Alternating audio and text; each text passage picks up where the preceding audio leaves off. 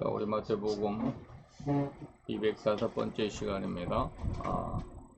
마태 10장 예수님께서 제자를 세상에 내보내시는 전도 파송의 내용들, 그 가운데 예수님께서 우리를 이제 세상의 증거자가 되라 라고 하는 이 말씀, 마태 10장 18절 말씀으로 우리 같이 오늘 이 시간 하나님의 마음, 하나님의 은혜를 얻고자 원합니다.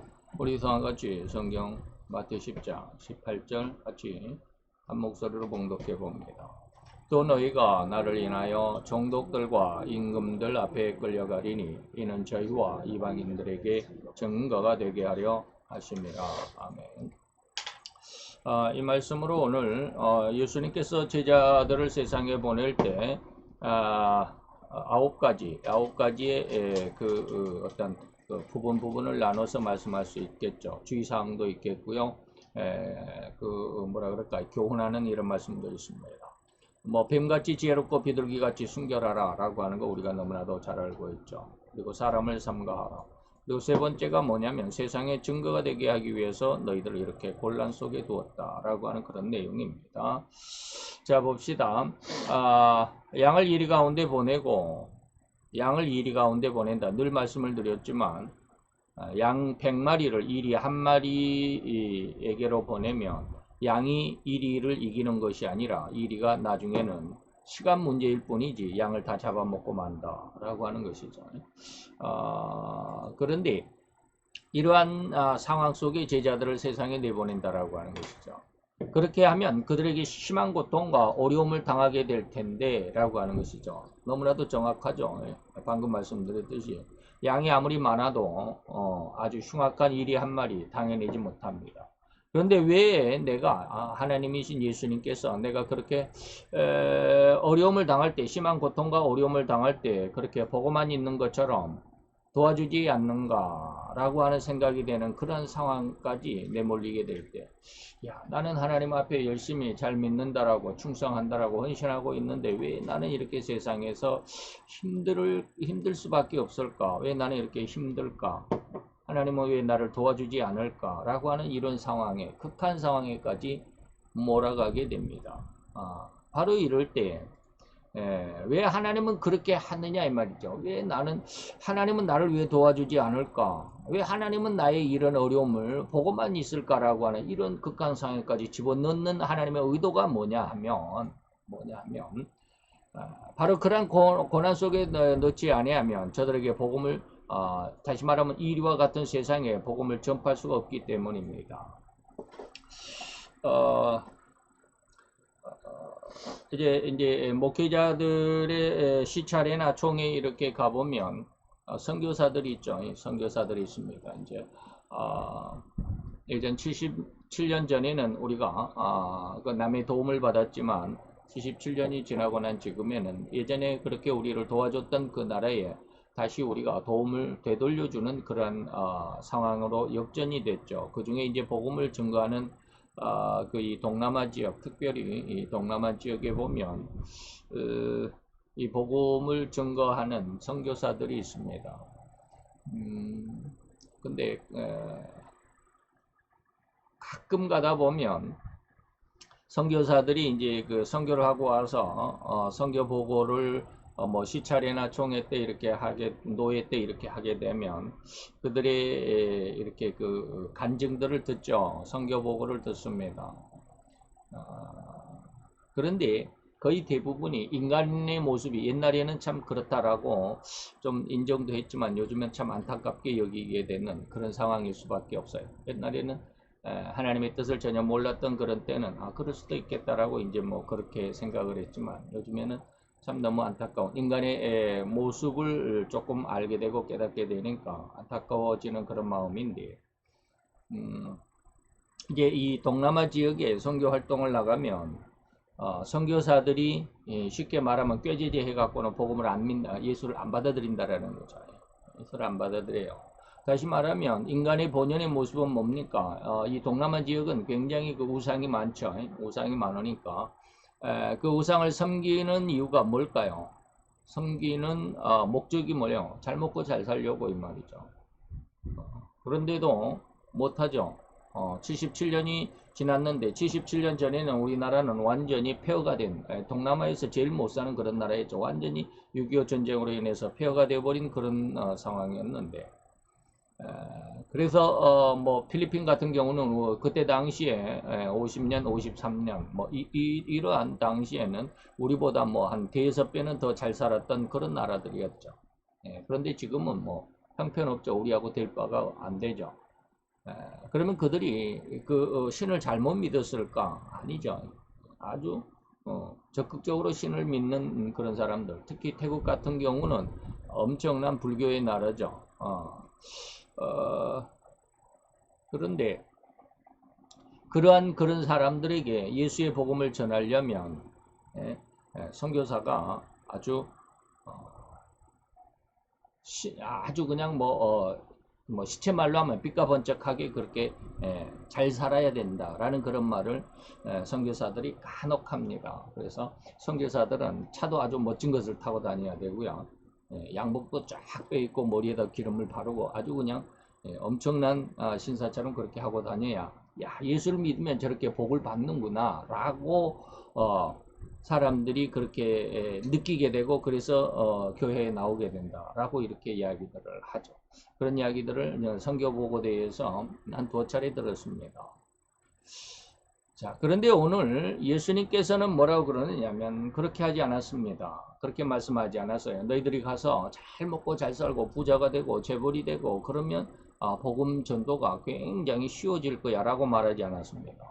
그렇게 쉽게 말하면 제자들을 세상에 내보내실 때, 쉽게 말하면 전도자들을 내보내실 때 뭐라고 그랬느냐면 심한 고통과 어려움을 당하게 될 거야 라고 하는 겁니다. 심한 고통과 어려움을 당하게 되지 않으면 복음이 전파되지 않기 때문이다 라는 거예요. 기가 막히죠. 굉장히 이율배반적인 좀 이게 도대체 이해가 안 되는 그런 상황입니다. 그래서 저도 아주 극렬하게 예수를 반대하는 저희 형님이 있지만 이번에 제가 하나님께서 나를 지켜주셔서 암을 내가 이렇게 암에 걸려서도 전혀 근심이나 걱정이 없이 잘 살아가고 있다. 이건 하나님께서 역사하신 모습이다라고 이렇게 이야기를 했더니 우리 형이 굉장히 화를 내더라고요. 하나님을 믿었으면 그런 병에 안 걸리게 했어야지 왜 걸리게 하느냐라고. 안 믿는 사람들은 그럴 수밖에 없어요. 하나님의 뜻을 모르잖아요. 이러한 우리에게 심한 고통과 어려움이 없으면 세상은 복음을 받아들이지 않는다라고 하는 것이죠. 참 너무 아이러니하고 너무 이해가 안 되는 그런 상황이죠. 자, 이러기 때문에 오늘 이 말씀 속에서 바울에 대해서 로마에 가는 그런 과정을 여러분들에게 예로 드립니다. 바울은 로마 시민권자였습니다. 로마 시민권자였습니다. 그래서 바울은 아버지가 그 천막을 짓는 그 업을 요즘으로 말하면 건축업자죠. 집을 짓는 건축업자입니다. 그래서 아버지가 이 건축업을 해가지고 돈을 많이 벌어가지고 그 로마의 시민권을 샀습니다. 그래서 아버지가 로마 시민권자이기 때문에 아들인 바울은 자연스럽게 이제 로마 시민권이죠. 그러니까 나는 날 때부터 로마 시민이다 라고 이렇게 이야기를 하죠. 그런데 로마 시민권을 가진 사람이 비록 로마 시민권을 가졌다 할지라도 황제를 만날 수 있는 가능성은 얼마나 될까? 거의 없죠. 아무나 뭐 황제가 로마 시민권을 가졌다 그래서 만나주는 건 아니잖아요. 그런데 오늘 하나님께서 그 왕에게 하나님의 복음을 예수의 복음을 증거하게 하기 위해서는 뭐가 필요했느냐? 그 사람을 만나야 될 거 아니에요. 복음 전도자가 만나야 될 거 아니에요. 근데 어떻게 만나게 했습니까? 당시에 법이 있었습니다. 그 법을 하나님은 이용하시는 겁니다. 기가 막히죠. 여러분들이 잘 이해할 수 있어야 돼요. 세상에 있는 법은 하나님을 거역하고 반대하는 법이라 할지라도 하나님은 그 법을 이용하십니다. 다시 말하면 바울 이전의 시절에는 아마 아무리 뭐 바벨론이다 그러면 바벨론의 시민권자를 할지라도 왕을 만나는데 그 왕이 바벨론 시민권자들을 재판하는 이런 재판 법 제도 이런 것이 없었을 것입니다. 이렇게 만날 수 있는 가능성이 없었어요. 그런데 희한하게 로마에는 그런 법이 있었습니다. 로마 황제가 우리나라에는 뭐 삼심제도가 있죠. 가정법원, 고등법원, 대법원 이렇게 있는데 그 삼심제도의 그 가장 이제 그 확정적인 끝이라고 할 수 있는 그 대법원 같은 기능이 로마 황제에게 있었습니다. 로마 시민권자들에게 대해서. 그래서 그러한 법을 하나님은 이용을 하시죠. 그래서 바울을 복음 전도자로 삼아서 황제를 만날 수 있게, 그리고 그 황제에게 예수에 대한 복음을 말할 수 있도록, 다시 말하면 증거할 수 있도록 그 말이죠. 그런 모든 계획을 하셨다. 이게 바로 그런 내용입니다. 양을 이리 가운데로 보내고 또 그들에게는 심한 고통과 어려움을 당하게 될 텐데 이것으로 인해서 복음이 전파될 수 있게 하기 위한 하나님의 의도였다 이 말입니다. 그래서 사도행전 25장 11절에 보니까 이제 사도 바울이 죄인의 몸으로 옥에 갇혔죠. 그러면서 이제 뭐 당시에 베스도 그리고 뭐 베스도하고 또 누가 있는데 뭐라고 그러는데 얼른 제가 기억을 못해서 죄송합니다만은 베스도가 당시 이제 그 총독으로 있었을 때 이 밑에 있는 천부장이 시중에서 뭐 한간 그런데 시내에서 어떤 그 뭐라 그럴까 분란이 일어났죠. 바울의 전도를 거부하는 사람들이 바울을 향하여 엄청나게 공격을 하게 되는 이 분란 속에서 바울을 잠시 감옥에 가두어 둡니다. 저들의 쉽게 말하면 그 폭행으로부터 잠시 안전하게 하기 위한 최고의 방법이 감옥에 가둬 놓는 것이죠. 그러므로 인해서 이제 그 감옥에서 있을 때 이제 이걸 한번 사도행전 25장을 한번 보도록 하겠습니다.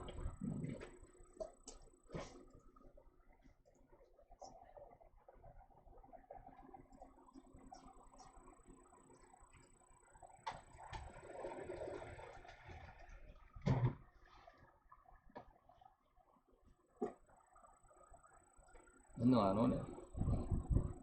사도행전 25장을 제가 잠깐 그 이름이 기억이 안 나가지고 죄송합니다. 제가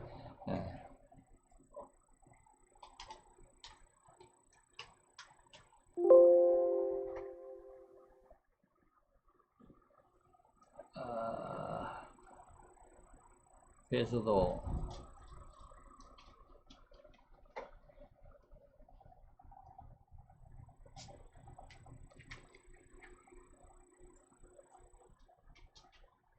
자, 베스도가 도입한 지 3일 되는 날 가이사랴에서 이제 예루살렘으로 그 부임을 받아서 왔죠. 그때 이제 대제사장들이 그리고 유대인 중에 높은 어떤 고관들이 바울을 고소했습니다. 그래서 베스도가 그 이제 24장에 보면 그런 내용들이 있겠네요. 이 벨릭스가 이제 이임을 하고 베스도가 취임을 하게 됐죠.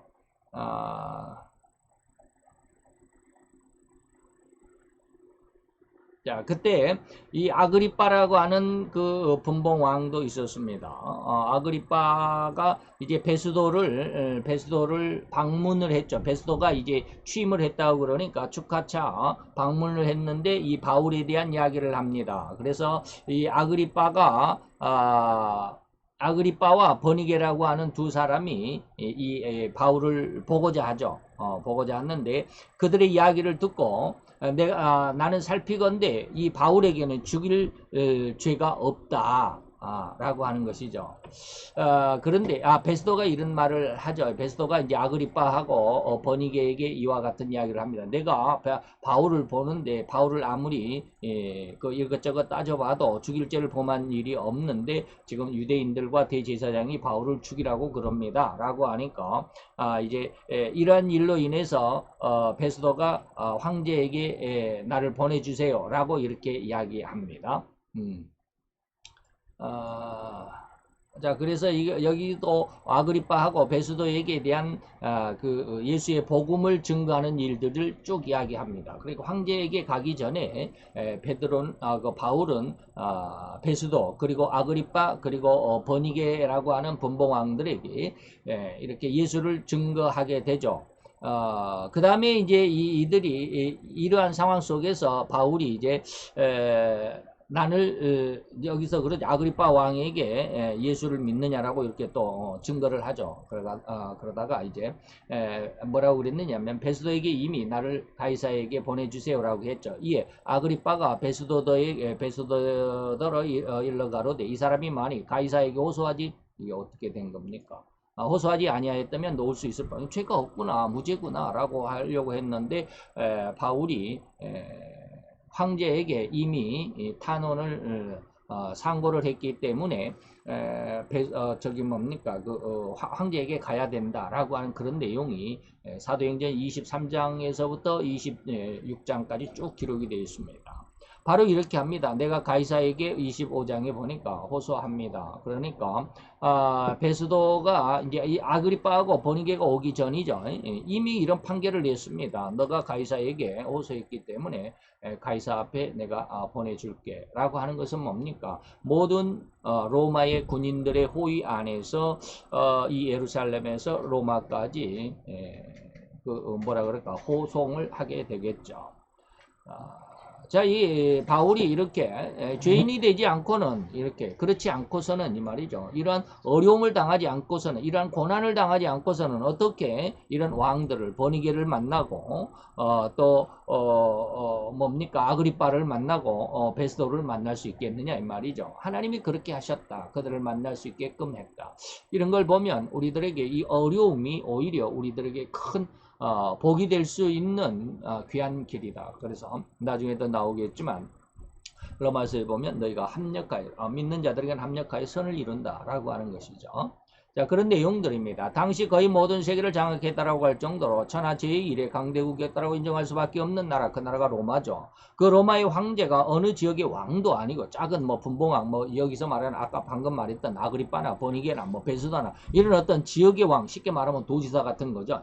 지역의 왕도 아니고 참으로 세계적인 학문가여가지고 황제가 이 바울을 좀 그 학문을 좀 듣고 싶다 해가지고 특별하게 만나고 싶다라는 의사를 표력한 것도 아닌 이런 상황에서 일반 시민인 바울이 어떻게 로마의 황제를 만날 수 있겠느냐 이 말이죠. 즉 만약에 지금 제가 현재 대통령 윤석열 대통령께 나 좀 만나주세요. 긴급하게 드릴 말씀 있습니다. 라고 연락을 할 수는 있겠죠. 연락은 할 수 있습니다. 그런데 그 대통령 윤석열 대통령에게는 이 연락이 안 들어갈 가능성이 많습니다. 거기에 쉽게 말하면 거기 뭐라 그럴까 그 문을 지키고 있는 아니면 모든 인포메이션 하는 이런 사람들에게 제가 이런 말을 할 수는 있을 겁니다. 그러나 그게 과연 윤석열 대통령에게까지 들어가지는 않겠죠. 이러한 메시지조차 대통령에게 전달되지 않을 수 있을 가능성이 너무 많죠. 다시 말하면 왕을 만나는 게 그렇게 쉽지 않다 이 말입니다. 이러한 상황을 잘 들여다본다면 참으로 당시 황제를 만날 수 있는 가장 좋은 방법, 좋은 길이 뭘까요? 황제는 로마의 시민을 판결하는 이른바 오늘날 대법원의 판결과 같은 그런 그런 상황에서 이 권리를 가지고 있었습니다. 황제이기 때문에 하나님은 이러한 권리를 이용할 수 있는 길을 이미 작정하셨다고 할 수 있을 것입니다.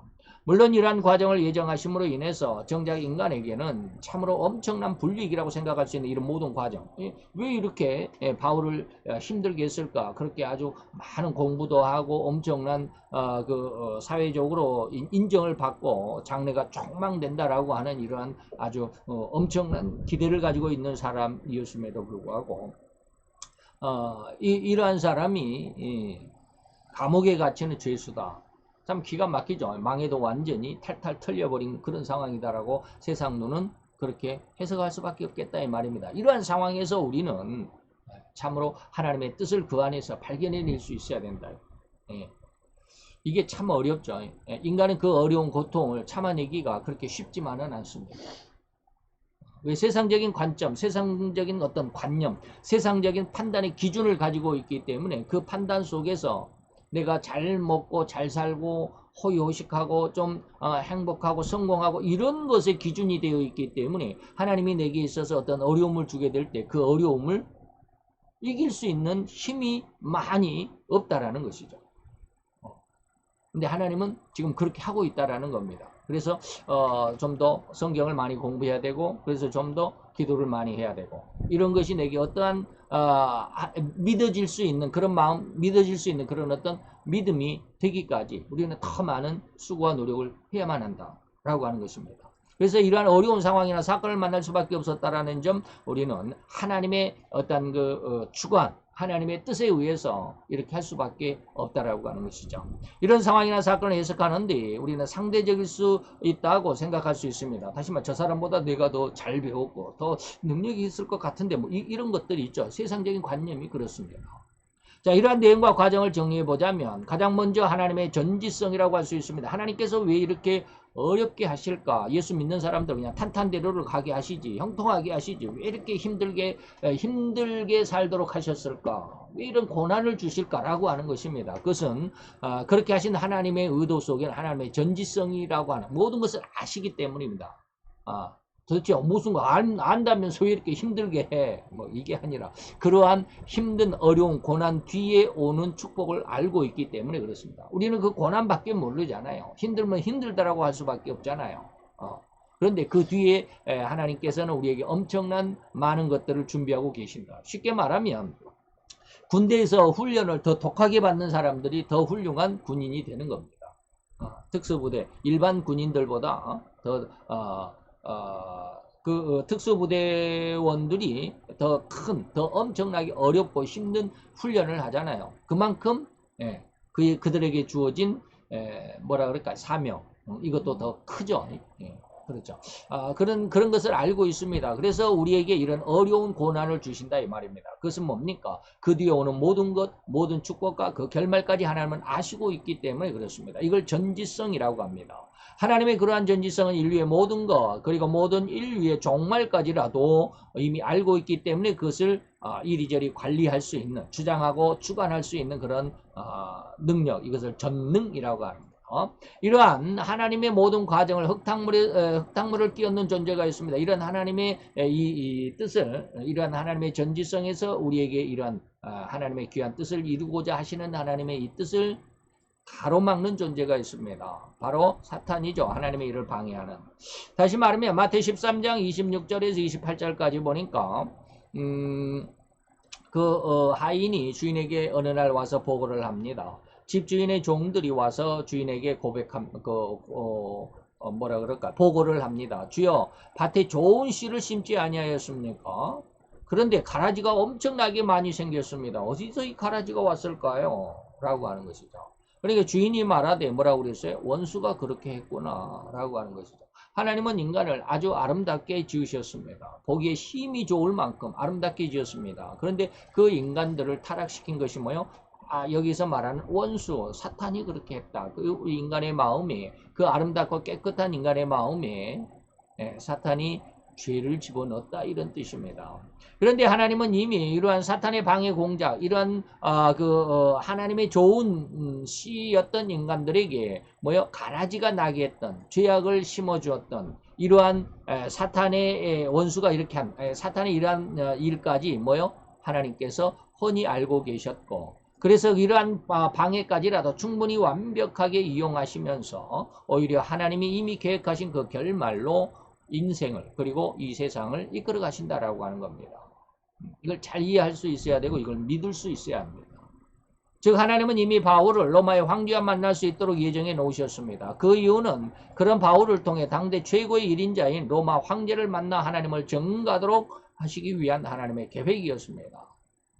그래서 사도행전 9장 15, 16절에 보니까 아나니아라고 하는 집사가 아주 기도를 많이 하는 집사에게 하나님이 부탁을 합니다. 사도 바울을 그때 당시에는 사울이었죠.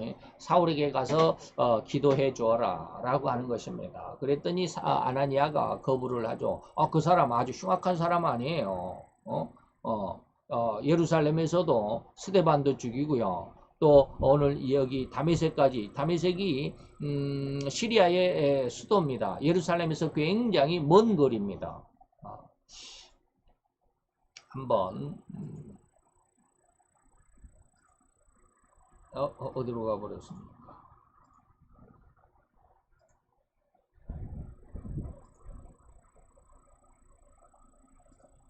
여기 담에색을 제가 뭐 찾아봤었습니다.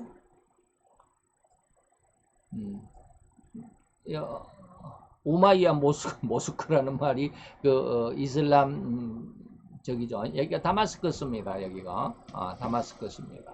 여기 이제 빨간 선으로 이렇게 좀 이렇게 이게 뭐랍니까? 좌우지간 여기가 다마스커스 경계입니다. 한번 이렇게 쫙 이렇게 해보면 다마스커스 이제 빨간 점이 나오죠. 그 밑으로 이렇게 쭉 내려오면 여기가 바로 티베리아스 그러는데 이게 디베리아 갈릴리의 그 디베리아 바다 갈릴리 바다라고도 하고 디베리아 바다라고도 합니다. 호수입니다. 갈릴리 호수. 예수님이 오병이 베드로의 고기를 많이 잡게 했던 그 바다입니다. 풍랑이 일었던 그 바다이기도 하고요. 자, 그 옆에 나사렛이 있습니다. 나사렛이 있고요. 그 밑으로 쭉 내려오면 예루살렘이 여기가 있습니다. 여기가 유대의 서울이죠. 그러니까 예루살렘에서 이 다마스커스는 시리아의 수도입니다. 예루살렘은 어디요? 유대의 수도죠. 여기까지 이렇게 굉장히 멉니다. 이걸 뭐 어떻게 거리로 어떻게 측정이 되나요? 이게 측정이 되나? 뭘로 하면 이렇게 측정이 되던데 여기서 딱 찍어가지고 여기까지 하면 직선거리로 얼마 이게 예전에 그게 있었는데 제가 그걸 얼른 못 찾겠네. 현재 위치 뭐 이러는데 안 되네. 넘어갑시다. 바로 이렇듯이 방금 여러분들에게 보여드린 것처럼 이스라엘의 그 예루살렘에서 다마스커스 여기까지 상당히 먼 거리죠. 자, 여기까지 소문이 나 있었죠. 다메섹이란 말. 지금 다마스커스가 예전에 성경 시대에는 다메섹이라고 불렀습니다. 지금 천주교의 성경에는 다마스커스로 나와 있지만 우리 한글 성경에는 우리 기독교 성경에는 다메섹으로 나와 있죠. 이 다메섹으로 이제 예수 믿는 사람들을 잡으러 가다가 이제 그 과정에서 예수님을 만나는 그런 일이 있었죠. 사울아 왜 내가 나를 핍박하느냐 뭐 이런 말씀이 있었죠. 그리고 나서 이제 쉽게 말하면 소경이 되어버려 눈이 멀어버렸습니다. 그 눈을 띄워주기 위해서 이 아나니아에게 하나님께서 어디에 가면 이 사울이라고 하는 사람이 있는데 가서 기도해줘라. 그러니까 그 아나니아가 싫다고 그러잖아요. 무서워하죠. 싫다고 하는 게 아니라 무서워하죠. 예루살렘에서도 예수 믿는 사람들을 막 잡아 죽이고 스데반도 잡아 죽이고 그리고 여기 다메섹까지 이 먼 이웃 나라까지 와가지고 예수 믿는 사람들을 잡아가려고 이거 왔는데 내가 어떻게 그 사람을 만납니까? 라고 그러니까 예수님께서 아나니아에게 그냥 가라고 그럽니다. 이 사울은 누구예요? 바울의 이전 이름이죠. 내 이름 예수의 이름을 이방인과 임금들과 이스라엘 자손들 앞에 전하기 위하여 나의 택한 그릇이다 라고 이렇게 말합니다. 굉장히 인간으로서는 어떻게 인간의 생각으로서는 도저히 이해할 수 없는 이런 일을 하나님은 하십니다. 왜요? 모든 것을 알고 계시니까 그렇게 해야만 예수가 증거가 되고 복음이 세상 끝까지 증거가 되기 때문이죠. 이 일을 하나님께서는 오직 바울을 통해서 로마 황제를 만나도록 가지고 싶었던 것이죠.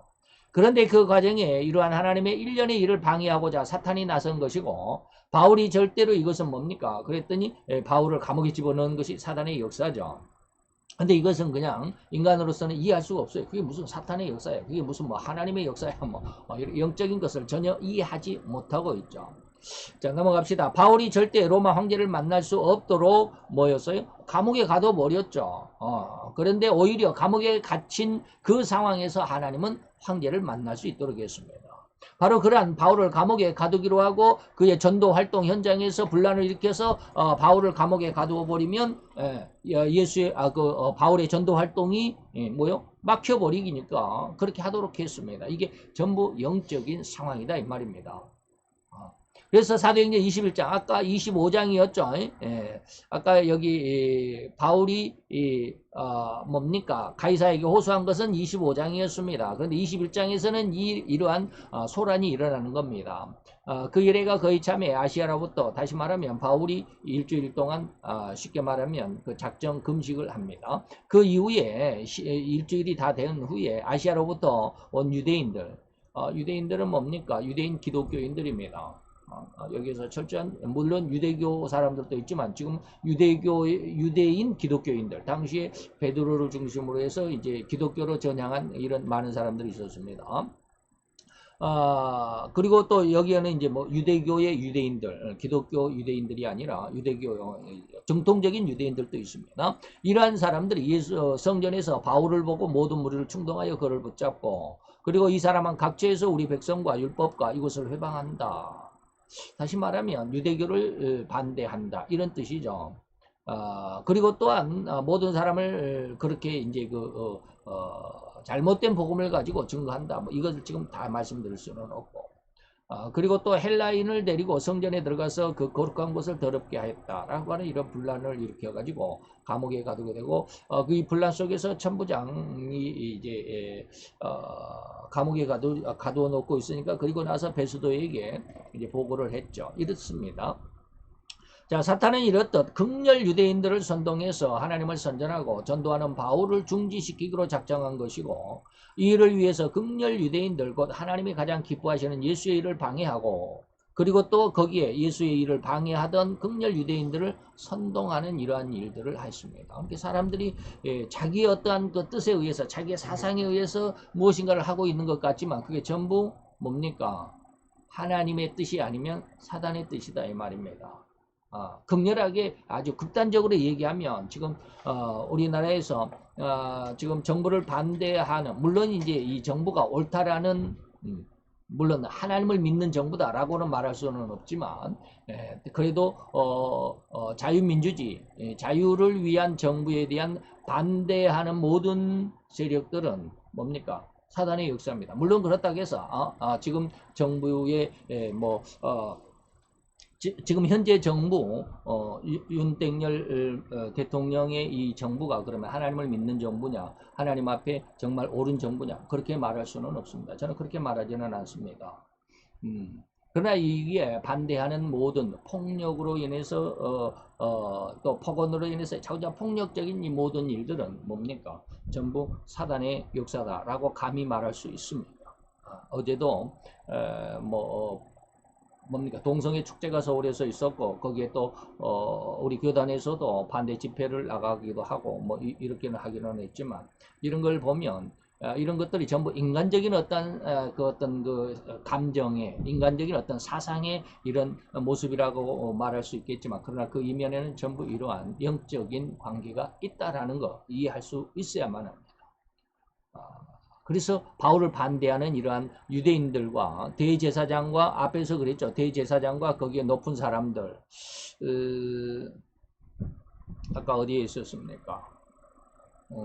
아까 제가 이제 성경을 보여드릴 때 그랬죠. 26장에. 자, 이러한 일들은 그 사단의 역사, 하나님을 반대하고 거역하고자 하는 극렬 유대인들 이런 것들은 우리가 이해할 수 있어야 합니다. 영적인 모습에서 이걸 들여다볼 수 있어야 합니다. 자, 그런데 전지하신 하나님은 이러한 사탄의 모든 일련의 계획까지 아시기 때문에 이러한 사탄의 일까지라도 하나님은 하나님의 일을 하나님의 뜻을 이루시기 위한 그 모든 과정으로 씁니다. 그래서 바울이 급기야 그런 극렬 유대인들의 거짓 고발로 인해서 분란이 일어나게 되고 이 분란을 조정하기 위해서 로마 군대의 천부장이 급히 파견되고 바울을 끌어다가 감옥에 우선 안전을 위해서 가둬놨습니다. 이 모든 과정이 급기야 로마 시민인 바울이 죄수가 되어버린 그런 결과까지 가게 되죠. 그런데 이런 죄수가 되어버린 이러한 안타까운 모습이 오히려 하나님의 뜻을 이루는 과정이었다 이 말입니다. 그 로마 시민인 죄수는 당시 로마 황제에게 자기의 결백을 주장하고 밝혀줄 이걸 아마 제가 뭐 법적인 용어를 몰라서 그러는데 이게 항고인지 상고인지 잘 모르겠어요. 항소인지 뭐 항소가 뭐고 상고가 뭐고 항고가 뭔지 잘 아직까지 저는 잘 구별을 못해요. 어쨌든지 이해를 하고 이 말씀이 무슨 뜻인지만 여러분들이 받아주시기만 바랍니다. 그래서 밝혀줄 대법원에게 고등법원에도 판결에도 제가 불복해서 대법원에 다시 이것을 상고인지 항고인지 모르겠어요. 그러한 뜻이다라고 하는 것만 여러분들 좀 받아주시고 항고가 되는 기회와 시스템을 이미 만들어 놓은 이러한 모든 사회 제도까지 하나님은 이용을 하신다. 이러한 정확하다 못해 치밀한 계획은 전지하신 능력이 아니면 결코 이뤄낼 수 없는 것이라고 하는 거 우리가 잘 이해해야만 합니다. 이러한 치밀한 계획은 오로지 하나님의 영광이 온 세상 그것도 결코 예수님의 영광을 태어나서 죽기까지 허리만큼도 들어보지도 못한 사람들에게까지 하나님의 영광을 드러내는 상황으로 이용하시겠다라고 하나님은 이미 알고 계시고 그렇게 작정하셨다 이 말입니다. 그 세상의 모든 사건과 사고가 다 불행하게 보일지라도 그 불행까지라도 하나님은 하나님의 선과 하나님의 영광을 위해 사용하신다는 사실을 믿는 그런 믿음이 정말 필요합니다. 그래서 로마서 8장 28절 서두에서 제가 잠깐 말씀드렸던 우리가 알거니와 하나님을 사랑하는 자 곧 성도에게는 이 말이죠. 곧 그 뜻대로 부르심을 입은 자들에게는 모든 것이 합력하여 선을 이룬다. 잘된 것이나 잘못된 것이나 이 말이죠. 그래서 요즘에 계속해서 제가 고민되는 게 그겁니다. 세상에 돈을 벌어야 되는데 그것이 돈을 버는 그 쉽게 말하면 A와 B라고 하는 사람이 다 돈을 크게 큰 돈을 벌고자 하는데 그 둘 중에 하나는 하나님의 뜻에 의한 쉽게 말하면 부자가 되는 것이고 하나님은 또 다른 한 사람은 세상의 법칙에 의해서 부자가 되는 것이다. 이걸 어떻게 구별할 것이냐 이 말입니다. 예수를 믿는 사람들은 그럼 부자가 되지만 하나님의 뜻 안에서 그냥 뭐 부자 되는 것은 돈은 뭐 일만하게 일만하게 죄의 근본이다 그랬으니까 돈을 갖는 것은 안 되냐. 그래서 예수를 믿는 사람들은 크게 부자가 되면 좀 죄냐. 이런 걸 어떻게 구별할 수 있겠느냐. 어떠한 부자가 참으로 하나님의 뜻 안에 있는 그런 부자가 될 것인가. 이거 굉장히 요즘에 고민을 많이 합니다. 그 내용들 나중에도 기회가 되면 말씀을 드리겠지만 어쨌든지 고로 세상에 존재하는 그 무엇 하나 하나님의 뜻이나 곧 하나님의 성품이 신성이 들어있도록 하신 하나님의 그 의도 이게 로마서 1장이죠. 20절. 그래서 그 의도는 반드시 하나님의 영광을 이루는 하나의 어떤 과정이다. 그리고 그 하나의 도구나 재료가 되도록 이미 하나님은 그렇게 계획해 놓으셨다. 이걸 이해하시고 이 세상을 살아갈 수 있기를 바랍니다. 그래서 저도 고민이 많죠. 늘 하나님 앞에 이걸 잘 알면서도 알고 있는 그런 상황 속에서 하나님 앞에 늘 기도합니다. 그랬더니 하나님이 어떻게 이끌어 가실지는 참 의문스럽지만 그러나 하나님의 길을 조금 이해는 합니다. 이해가 되더라 이 말입니다. 하나님이 하시는 것을 내가 이해하고 따라가는 것이 아니라 그런 방향이 이렇게 하시겠구나라고 하는 것을 알기는 하는데 그 길을 가는 게 그렇게 쉽지만은 않습니다. 너무 힘들더라는 거죠. 그런데 하나님은 그렇게 하십니다. 그래서 그렇게 할 수 있는 그 어려움을 이겨낼 수 있는 은혜와 능력을 주시는 분이 또 하나님이십니다. 사도 바울에게도 주신 그런 은혜. 이것을 오늘 이 시간 세상 속에서 내가 너희를 뭐하게 하겠다? 증거가 되게 하겠다라고 하시는 이 말씀 속에서 우리에게 이 세상의 복음을 증거하는데 꼭 축복 어떤 잘 먹고 잘 사는 것으로 인해서 세상의 증거가 아니라 뭐 하겠다? 어려움과 환난 속에 있는 너희들에게 강한 힘과 능력을 주어서 오히려 그것이 세상을 이기는 능력이라고 하는 것을 증거하고자 한다라고 하는 하나님의 이 아주 인간으로서는 이해할 수 없는 이런 좀 그 모순되는 이런 하나님의 진의, 하나님의 뜻을 잘 이해할 수 있기를 바라서 이 말씀 오늘 이 시간을 드렸습니다. 기도합시다. 할렐루야. 여호와여 주께 감사를 드리나이다.